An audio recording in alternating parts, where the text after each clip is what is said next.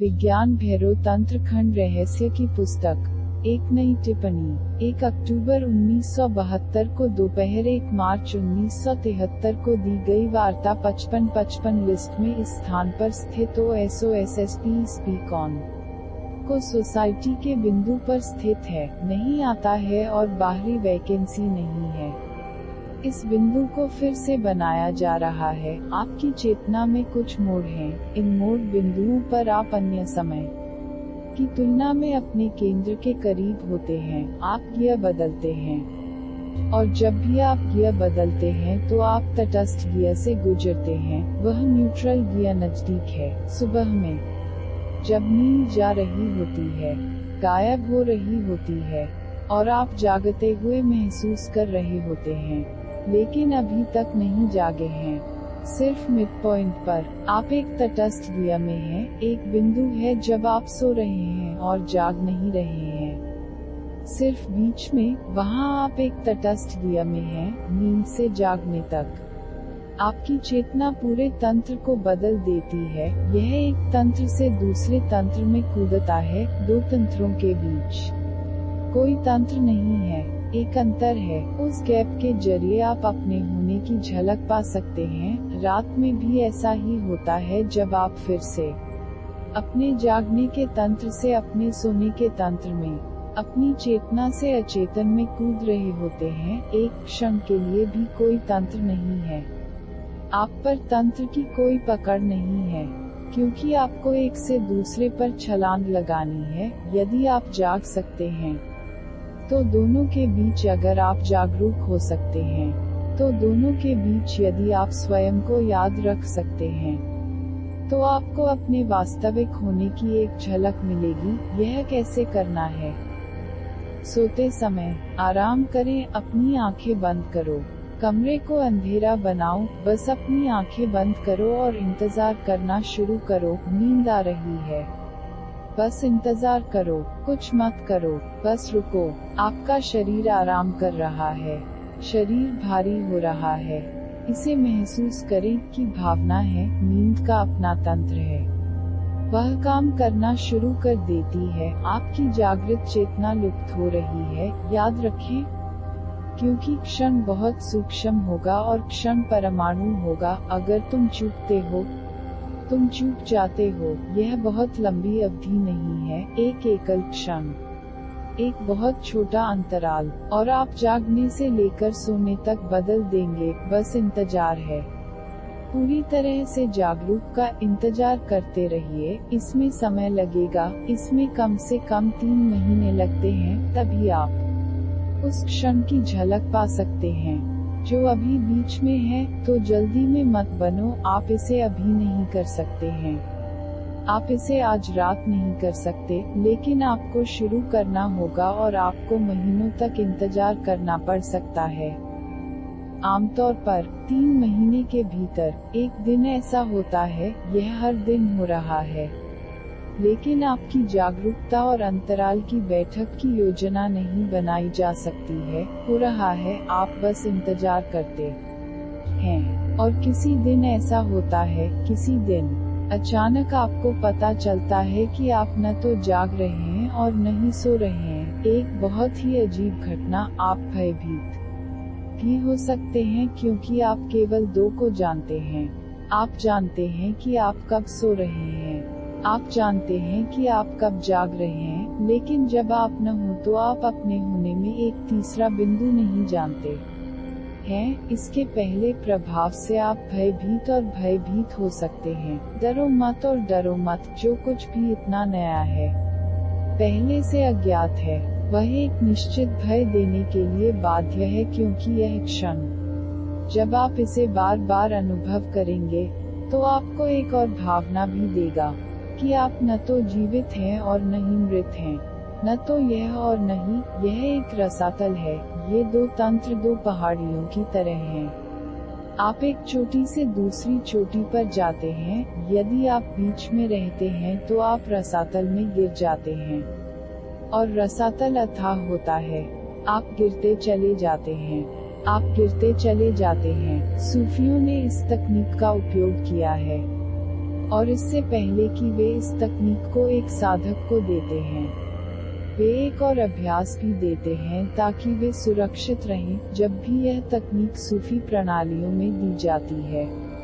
तो इससे पहले कि एक और अभ्यास दिया जाता है, और यह है कि बंद आंखों से कल्पना करना कि आप एक गहरे कुएं में गिर रहे हैं, गहरे और अथाह, बस एक गहरे कुएं में गिरने की कल्पना करें, गिरते गिरते अनंत रूप से नीचे कोई नहीं है, आप नीचे तक नहीं पहुंच सकते। अब यह गिरावट कहीं भी नहीं रुक सकती, आप रुक सकते हो, आप अपनी आंखें खोल सकते हैं और अधिक नहीं कह सकते हैं, लेकिन यह गिरावट अपने आप नहीं रुक सकती।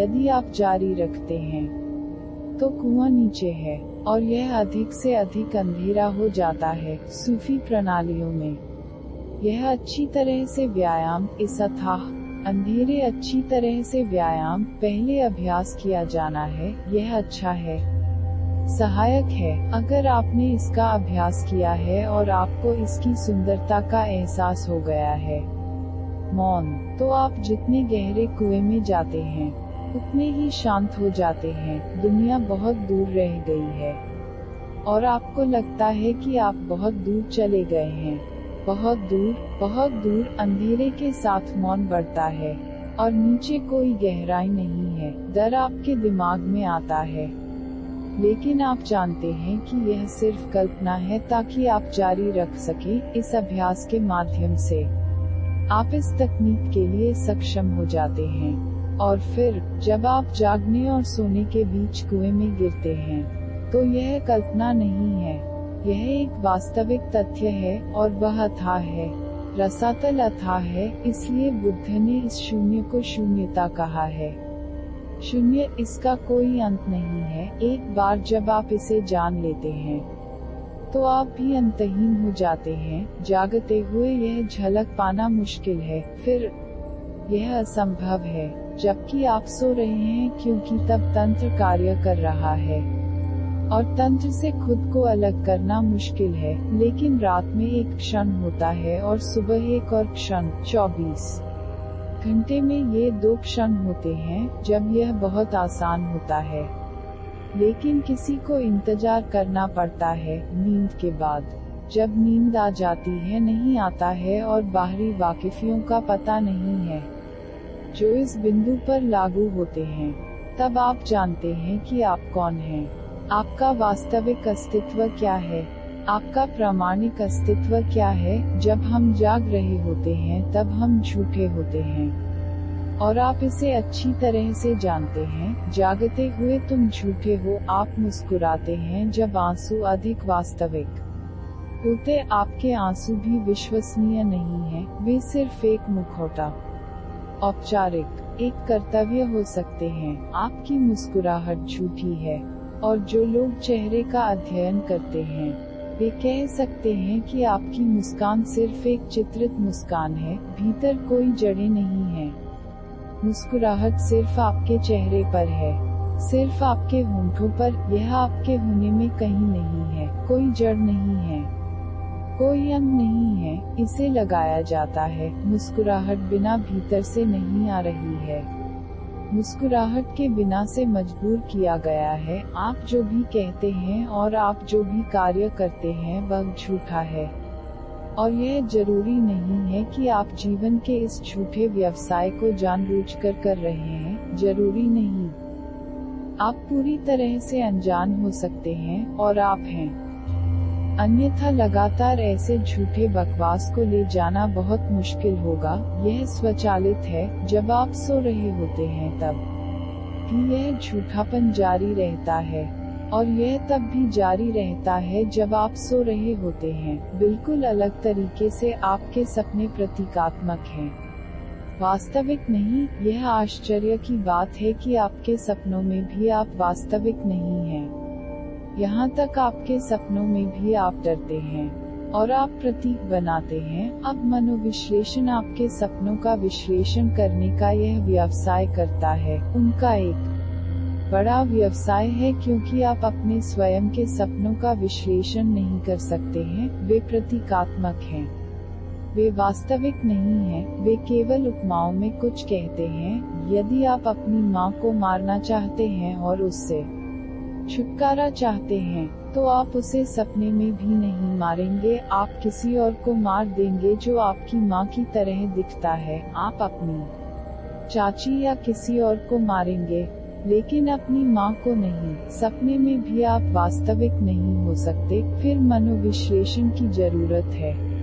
व्याख्या करने के लिए एक पेशेवर की आवश्यकता होती है, लेकिन आप पूरी तरह से इस तरह का वर्णन कर सकते हैं कि यहाँ तक मनोविश्लेषण भी धोखा दे रहा है। तुम्हारे सपने भी बिल्कुल झूठे हैं। यदि आप जागते हुए वास्तविक हैं, तो आपके सपने वास्तविक होंगे, वे प्रतीकात्मक नहीं होंगे। यदि आप अपनी माँ को मारना चाहते हैं, तो आप एक सपना देखेंगे जिसमें आप अपनी माँ को मारेंगे, और आपको यह दिखाने के लिए किसी दुभाषिए की जरूरत नहीं होगी कि आपके सपने का क्या मतलब है। लेकिन हम कितने झूठे हैं। सपने में आप अकेले होते हैं, फिर भी दुनिया और समाज से डरते हैं। माँ को मारना सबसे बड़ा पाप है, और मुझे आश्चर्य है कि क्या आपने कभी सोचा है कि माँ को मारना सबसे बड़ा पाप क्यों है? यह सबसे बड़ा पाप है क्योंकि हर कोई अपनी माँ के प्रति गहरी दुश्मनी महसूस करता है। यह सबसे बड़ा पाप है, और यह सिखाया जाता है।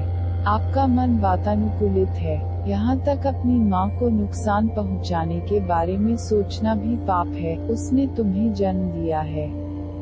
पूरे विश्व में, सभी समाजों में एक ही सिखाया जाता है। पृथ्वी पर एक भी समाज ऐसा नहीं है जो इस बात से सहमत नहीं होगा कि माँ को मारना सबसे बड़ा पाप है। उसने तुम्हें जन्म दिया है और तुम उसे मार रहे हो। लेकिन यह शिक्षण क्यों? नीचे दी गई संभावना है कि हर कोई अपनी आवश्यकता की माँ के खिलाफ जाता है, क्योंकि माँ ने न केवल आपको जन्म दिया है, वह आपको धोखा देने का साधन रहा है। वह आपको असत्य होने के लिए मजबूर करने का साधन रही है। उसने तुम्हें वही बनाया है जो तुम हो। यदि आप एक नरक हैं, तो उसके पास एक हिस्सा है, सबसे बड़ा हिस्सा है। यदि आप दुखी हैं, तो आपकी माँ कहीं है, आप में छिपी हुई है, क्योंकि माँ ने आपको जन्म दिया है। उसने आपको ऊपर लाया है, या वास्तव में वह आपकी वास्तविकता से आपको नीचे लाया है। उसने तुम्हें झूठा ठहराया है। पहला असत्य आपके और आपकी माँ के बीच हुआ। पहला झूठ आपके और आपकी माँ के बीच हुआ। पहला झूठ। यहाँ तक जब कोई भाषा नहीं होती है और बच्चा बोल नहीं सकता है, तो वह झूठ बोल सकता है। बच्चा जल्दी या बाद में जागरूक हो जाता है कि उसकी कई भावनाएं उसकी माँ को मंजूर नहीं है। उसका चेहरा, उसकी आंखें, उसका व्यवहार, उसकी मनोदशा, सब कुछ दिखाता है कि उसमें कुछ स्वीकार नहीं किया गया है, सराहना की गई है। फिर वह दमन करने लगता है। कुछ गड़बड़ है। अभी तक कोई भाषा नहीं है। उसका दिमाग काम नहीं कर रहा है, लेकिन उसका पूरा शरीर दबने लगता है। फिर महसूस करना शुरू करेगी। कभी कभी कुछ माँ द्वारा सराहना की जाती है। वह माँ पर निर्भर करता है। उसका जीवन माँ पर निर्भर करता है। अगर माँ ने उसे छोड़ दिया, तो वह और नहीं रहेगा। उनका पूरा अस्तित्व माँ पर केंद्रित है। माँ जो कुछ भी दिखाती है, करती है, बोलती है, व्यवहार करती है, वह महत्वपूर्ण है। यदि बच्चा मुस्कुराता है और माँ उसे प्यार करती है और उसे गर्माहट और दूध देती है और उसे गले लगाती है, तो वह राजनीति सीख रही है। वह मुस्कुराएगा, जबकि उसमें कोई मुस्कुराहट नहीं है, क्योंकि अब वह जानता है कि वह माँ को मना सकता है। वह झूठी मुस्कान बिखेरेगा, तब झूठ पैदा होता है।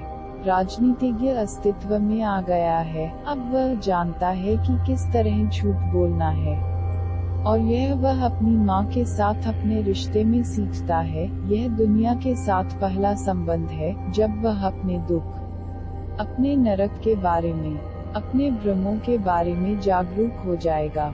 तो वह पाएगा कि उसकी माँ कहीं छिपी हुई है। इस बात की पूरी संभावना है कि आप अपनी माँ के प्रति अनौपचारिक महसूस कर सकते हैं। यही कारण है कि हर संस्कृति का आग्रह है कि अपनी माँ को मारना सबसे बड़ा पाप है। सपने में भी आप अपनी माँ को नहीं मार सकते। मैं यह नहीं कह रहा हूँ कि आप उसे मार सकते हैं।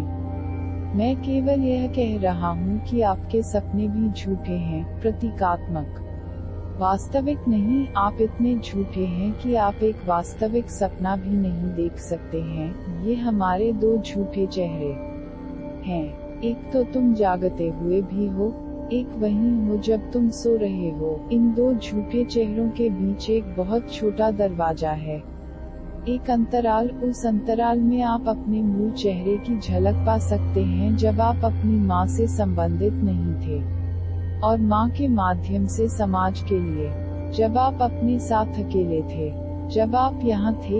यह नहीं और वह, कोई विभाजन नहीं था, केवल वास्तविक था, कोई असत्य नहीं था। आप इन दोनों तंत्रों के बीच उस चेहरे, उस मासूम चेहरे की झलक पा सकते हैं। आमतौर पर हम सपनों से चिंतित नहीं होते हैं, हम अपने जागने के घंटों से चिंतित होते हैं, लेकिन मनोविश्लेषण आपके सपनों के साथ अधिक चिंतित है, आपके जागने के घंटों के साथ नहीं, क्योंकि यह महसूस करता है कि जागने के घंटों में आप एक बड़े झूठे हैं। सपनों में कुछ पकड़ा जा सकता है।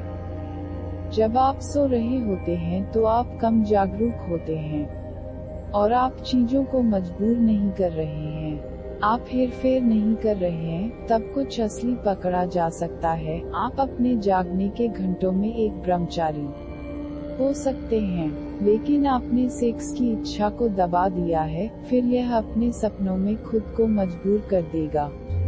आपके सपने यौन होने वाले हैं। ऐसे साधु को खोजना बहुत मुश्किल है जो बिना यौन सपनों के हो, बल्कि असंभव है। आप यौन सपनों के बिना एक अपराधी को पा सकते हैं, लेकिन आप एक धार्मिक आदमी को यौन सपनों के बिना नहीं पा सकते हैं। एक डिब्यूसी यौन सपनों के बिना हो सकता है, लेकिन तथाकथित संत नहीं, क्योंकि जो भी आप जागते हुए बलपूर्वक अपने सपनों में फंसेंगे और अपने सपनों को रंग देंगे। मनोविश्लेषक आपके जागने वाले जीवन से चिंतित नहीं हैं, क्योंकि वे जानते हैं कि यह पूरी तरह से गलत है। अगर असली की कुछ झलक दी जा सकती है, तो यह आपके सपनों के माध्यम से ही झलक सकती है, लेकिन तंत्र कहता है कि सपने भी इतने वास्तविक नहीं होते, वे अधिक वास्तविक हैं, और यह विरोधाभासी लगेगा क्योंकि हम सोचते हैं कि सपने अवास्तविक हैं। वे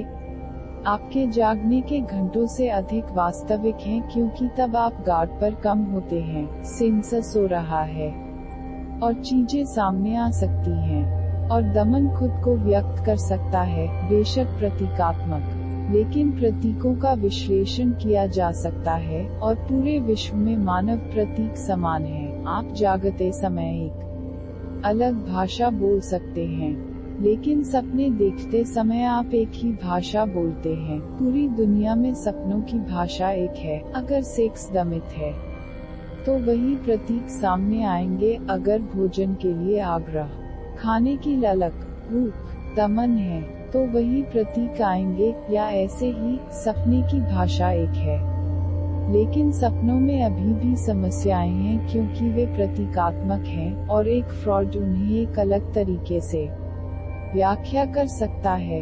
एक अलग तरीके से एक जंग और एक एडलर अभी भी एक अलग तरीके से। और अगर तुम 100 मनोविश्लेषकों द्वारा विश्लेषण किया जाता है, तो 100 व्याख्याएं होंगी। आप पहले की तुलना में अभी भी अधिक भ्रमित होंगे।